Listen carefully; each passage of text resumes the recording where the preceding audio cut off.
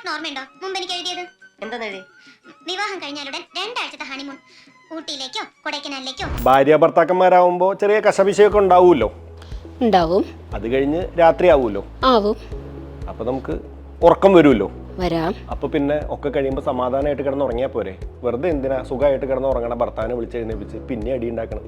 തലച്ചോറിനുള്ളിൽ അമൈഗ്ഡാല എന്നൊരു ഭാഗമുണ്ട്. ഈ ഭാഗമാണ് നമ്മുടെ തലച്ചോറിന്റെ ഇമോഷൻസിനെ കൺട്രോൾ ചെയ്യുന്നത്. ഇത് ആക്റ്റീവ് ആകുമ്പോൾ പുരുഷന്മാരുടെ ശരീരത്തിന്റെ അനക്കം കൺട്രോൾ ചെയ്യുന്ന ഭാഗമായ മോട്ടോർ കോർട്ടെക്സിലേക്കാണ് കൂടുതൽ കണക്റ്റഡ് ആകുന്നത്. എന്നാൽ സ്ത്രീകളിൽ അമൈഗ്ഡാല ആക്റ്റീവ് ആകുമ്പോൾ അത് കൂടുതൽ കണക്റ്റഡ് ആവുന്നത് ഹിപ്പോക്യാമസ് എന്ന ഭാഗത്തേക്കാണ്. ഹിപ്പോക്യാമസിലാണ് നമ്മുടെ മെമ്മറി, ഫീലിങ്സ് എല്ലാം കൺട്രോൾ ചെയ്യുന്നത്. അതുകൊണ്ട് തന്നെ ഒരു വഴക്ക് നടന്നു കഴിഞ്ഞാൽ എത്ര വീറോടെ പോരാടിയാലും അവസാനം പെണ്ണുങ്ങളായിരിക്കും മിക്കവാറും കരയുന്നത്. എന്നാൽ ആണുങ്ങൾ ചിലപ്പോൾ യാതൊരു ഫീലിങ്സും ഉണ്ടാകില്ലെന്ന് മാത്രമല്ല, അവർ കൂടുതൽ കായികമായി പ്രതികരിക്കാനും നോക്കും.